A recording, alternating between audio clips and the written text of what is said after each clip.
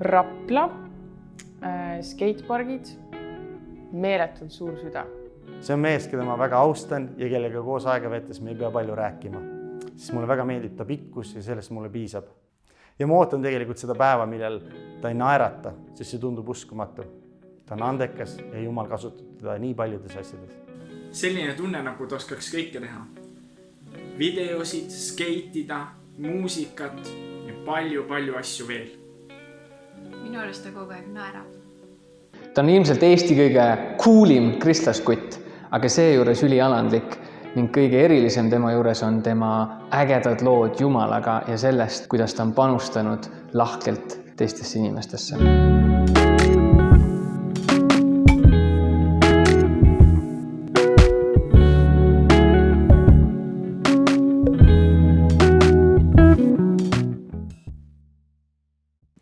Tere, mina olen Sander ja me oleme täna siin terve päeva oleme rääkinud jüngerdamisest ja kõigest sellisest, aga ma ütlen ausalt, et kui ma olen kristlaseks, ma olen umbes praegu üle 10 aasta kristlane olnud, siis see sõna jüngerdamine nagu natuke ehmatas, tegelikult mitte natuke, päris palju. Ja ma usun, et paljud on tundnud seda sama, et kui räägitakse jüngerdama, siis nagu väga täpselt ei saa aru, mis tähendab. Teiseks on sõna mingisugusest kiviajast, Jeesuse ajast, et nagu, mis see tähendab. Ja alguses, kui mina nagu seda teekond alustasin, siis ma isegi ei julgenud üldse nagu öelda, et ma olen kristlane. Ma mäletan, kui ma olin kuskil garderoobis, ma olin mingi 12-13 äkki, üks mu klasside tuleb minu juurde, küsib, et kuule Sander, ma kuulsin, et sa oled kristlane nagu. Ma olin mingi möök, ei julgenud midagi öelda, ütlesin, et ma ei ole nagu, ütlesin ei talle. Siis ma mäletan, ma läksin koju, põhimõtteliselt peaaegu nutsin silmad peast välja, tundsin, ma olen Jeesust reetnud nagu, et Jumal anna mul väga andeks. Ja siis sealt läks edasi mingi aeg, kui ma olin nagu rohkem õppinud Jumalat tundma ja Jeesust tundma, sain aru, et ma tegelikult tahan temast jagada, sest et ma olen teda kogenud ja ta on hea. Siis ma jõudsin sinna faasi, kus ma nagu julgesin võib-olla jagada, aga ma ei osanud. Ma mäletan, ma kõndisin ühe sõbraga, kõndisin koolist muusikkooli. Käisime mõlemad muusikkoolis, läksime solfeetso tundi koos. Ja ma mäletan, ma olin ülikaua tahtnud, ma tahan selle tüübile rääkida Jumalast. Ja siis kuidagi võtsin julguse kokku ja niimoodi, et me kõndisime seal koolis, muusikkooli umbes võib-olla mingi 40 minti ja ma rääkisin terve tee Jumalast, ma rääkisin Jeesuse evangeeliumist, lasen täiega, nagu ise olen täiega on fire ja mõtlen, et davai, kohe nüüd ma lõpetan oma viimase lause nagu ja see vend saab päästetud nagu. Ja siis ma lõpetan oma viimase lause ja see vend on täiesti vait nagu ja mitte ühtki sõna ei ütle. Ja läksin muusikul välja, ta ei olnud mitte ühtki sõna mulle, sest ta ei osanud midagi vastata, siis ma lihtsalt liitisin täiega. Ta pole tänase päevani midagi öelnud selle kohta. Siis ma ehmatasin ta nii ära. Ja siis läks aega edasi ja siis ma usun, nagu kõik, kes te kristlased olete, nagu üritanud sinna paati ka minna vahepeal, et davai, et kui ma kutsun kellegi mingile üritusele, siis on minu töö tehtud. Ja ma mäletan, ükskord meil oli siuke, me tegime mingi ülisse õhtu, kui ma veel Rapla koguduses käisin, äkki oli Trepikoda vist veel esines, kui keegi mäletab, üliäge bänd.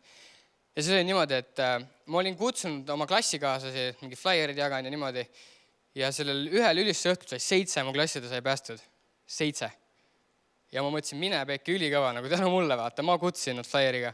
Aga noh, täpselt sama kiiresti kui nad päästud said, nad kadusid ikka usust ära nädala pärast, nad enam kristlased polnud. Aga nagu, ühesõnaga ma nagu strugelisin täiega sellega, et mida see nagu jüngerdama tähendab ja kuidas ma nagu tunnistan Jeesusest. Ja minu jaoks see tegelikult oli nagu täiega raske ja ma usun, mul tundub, et nagu tegelikult paljude jaoks see on niisugune nagu, koguduses räägitakse, et te peate täiega rääkima ja värki, aga kuidas seda teha, millegi pärast see on nagu vahel raske.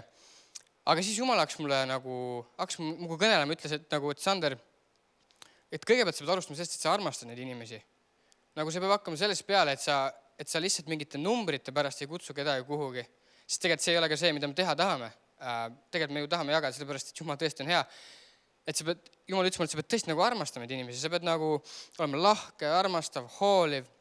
Ma olin üks päev tööl ja siis üks mu töökaaslane, pääsin seal nõusid ja siis üks töökaaslane küsib mult, tükk aeg vaata mu poole ja siis ütleb Sander, kuule, kui palju sa nagu feigid? Ja siis ma küsin, mis mõttes? Ta ütleb, et no vaata, sa oled nagu nii tore ja nagu armastav ja hooliv, et nagu pingutad täiega või. Ja siis nagu see ajas mind naerma, sest et tegelikult nagu kui me hakkame inimesest hoolima selle armastusega, mis me oleme Jumalalt kogenud, siis see tundubki inimeste jaoks nii maaväline ja nii müstiline. Ja tegelikult ongi niimoodi, et kui me hakkame seda sama arvastust, mida me oleme ise kogenud, mis meid on toonud kogudusse, mis meid on toonud Jumala juurde, kui me hakkame seda teiste eludesse nagu süstima, siis tegelikult inimesi see hakkabki tõmbama, inimesed mõtleb, vau, midagi on nagu teistmoodi. Nii et Jumal ütles mulle, et Sander, sa pead hakkama nagu armastama neid inimesi, sa ei saa lihtsalt tuimalt nagu littida seda sõnumit, bla, nagu robot ja kõik.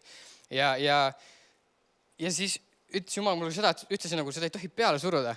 Ma usun, et see on üks viga, mida kõik nagu agarad kristlased teevad, on see, et nad täiega pushivad lihtsalt evangeeliumi nagu näkku niimoodi, et süda on paha võib-olla kuulajatele. Eile just tulin täna Rakverest, me olime enne Rakveres. Eile Valtrik rääkis mulle, Valtrik, mu hea sõber, tervitused, ütles mulle, et ta peale eilset teenistust läks mingi noore tüübiga juttu rääkima, mõtles, et nagu veits nagu jüngerdab värki, kuulab, uurib, nagu armastab. Ütles, et nagu täiega hoidis tagasi nagu, et ei tahtnud liiga nagu pushi olla. Ja siis ütles, et mingi hetk see tüüp ütles, et ma olen joon vett ja siis vend ei tundki nagu tagasi. Ehk siis nagu kuigi Valtrik hoidis ennast täiega tagasi, siis ikkagist nagu vahel me võime mõjuda nagu liiga ära ehmatavana, kui me nagu tahame, kui me vedame aega inimestega ainult sellepärast, et neile nagu mingit enda agendat nagu peale suruda. Ja see ei ole see, mis Jumal tahab. Jumal tegelikult ütleb, et nagu need inimesed, kes ma loon, nad on ilusad, nad on põnevad, nad on huvitavad, neil on oma unistused, neil on oma lugu. Et nagu Jumal õpetas mind nagu neid kuulama ja nendest tõesti hoolima. Ja nagu see avas mulle täiega uksi, on avanud uksi, et tunnistada. Ja üks oluline asi ka, mis ma nagu õppisin, oli see, et alati ei saa kõik kohe päästetud. Ja ma tean, et see on väga šokeeriv võib-olla, aga mul oli niimoodi, et üks sõber tuli noortekal aastal 2013 Raplasse ja aastal 2019 ma nägin seda vendu uuesti. Nägin, et on ülikurb, hakkasime juttu rääkima.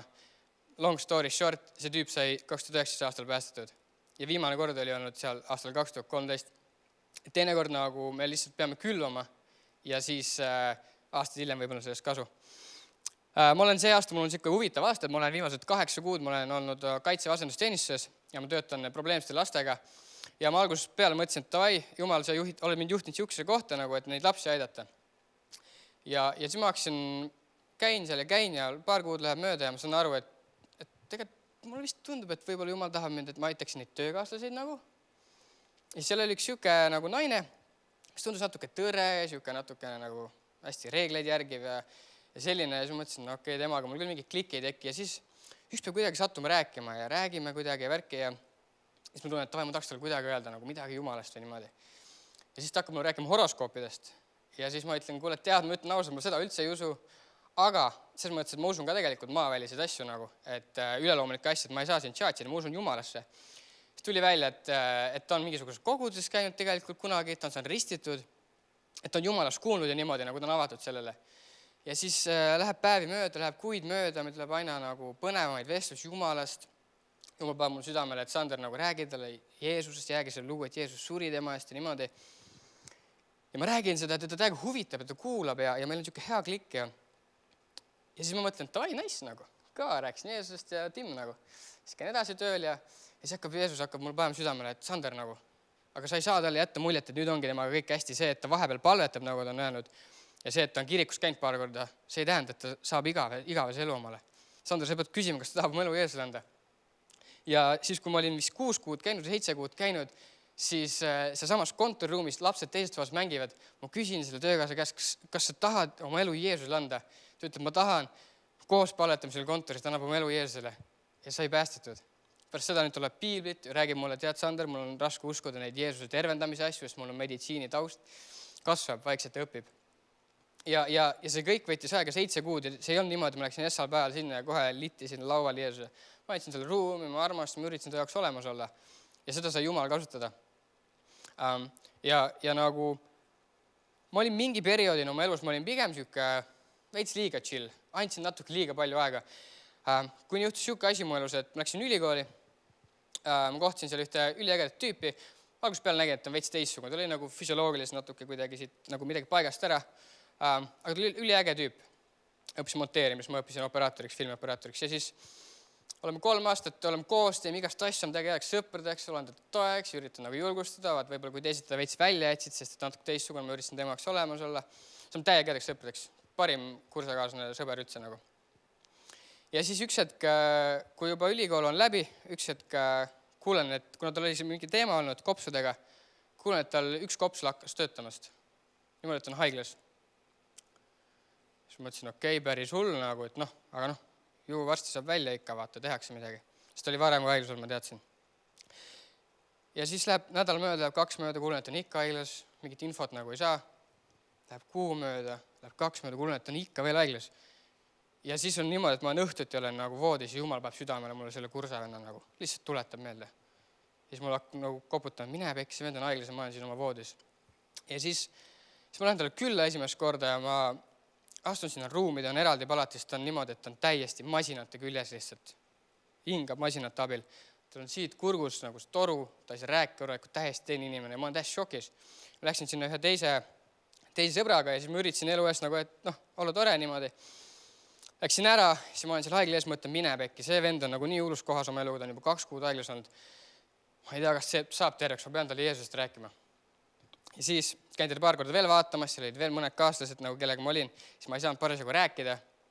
Ükskord ma sattusin 2 terve aeg mõtlesin, ma pean teist paletama. Ja kuidagi lihtsalt ei julgen nagu. Ja siis lähen ära, kõnnin 5 sammu eemale, mõtlen, pekki, ma lähen tagasi. Lähen tagasi, aga ma ikka julge teist paletada, ma lihtsalt ütlen, teeme selfie nagu. Siis teemegi selfie, lähen minema. Ja siis ma lähen koju, ma nende peal nii pahane.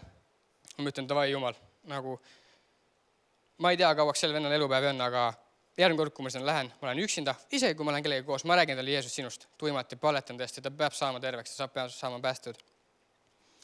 Ja siis ma pidin üks päev minema, too päev ma ei saa minna, siis mul sõber jäi, kuule, ma olen haige, kas sa saab mind asendada ühes kohas. Ma ütlesin, ikka saab, asendasin teda. Ja siis nüüd sellest järgmine päev, kui ma pidin minema, teen hommikul telefoni lahti ja ma saan ta emalt teada, et see mu kursavend on surnud. Et oli sellel öösel ära surnud. Ja nagu, ja ma teadsin teda mingi selleks hetkeks 4 aastas ja ma ei olnud talle kunagi Jeesust rääkinud. Ma olin teda ainult 2018 aasta PPL-e kutsun, kuhu ta ei tulnud. Aga ma käisin teda haiglas vaatamas mitu korda ja ma ei rääkinud talle Jeesusest. Ja nagu pärast seda ma sain aru, et nagu tüübid me ei saa oodata nagu. Me ei saa oodata ideaalset hetke, me ei saa oodata seda, et läheks paremaks. Me peame astuma esile, olgu aeg paras või mitte. Me peame kuulutama seda sõnumit Jeesusest. Isegi kui meil on ebamugav, isegi kui me oleme julged, me ei saa seda lubada, sest inimeste elud, inimeste igavikud on kaalul. Ja nagu ma lihtsalt väga tahan julgustada, et ärge tehke seda sama viga, mis ma tegin. Ja nagu miks me tegelikult seda üldse tahame jagada, on ju see, et me oleme kogenud, et Jeesus on reaalselt meid päästnud. Ma olen kogenud, et Jumal on nii muutnud, mu elud on mind aidanud. Jumal on nii hea ja Jumalas on meil reaalne lootus. Nii et lihtsalt julgustan teid väga nagu minema välja, te ei pea nagu mingid hulle tegusid tegema, minema tänavale kõlaritega, lihtsalt seal, kus te olete, rääkige Jeesusest, järgi karke, sest pole midagi karta. Siis me jagame reaalselt kõige paremat sõnumit, mis üldse on. Nii et olge julged, aitäh teile.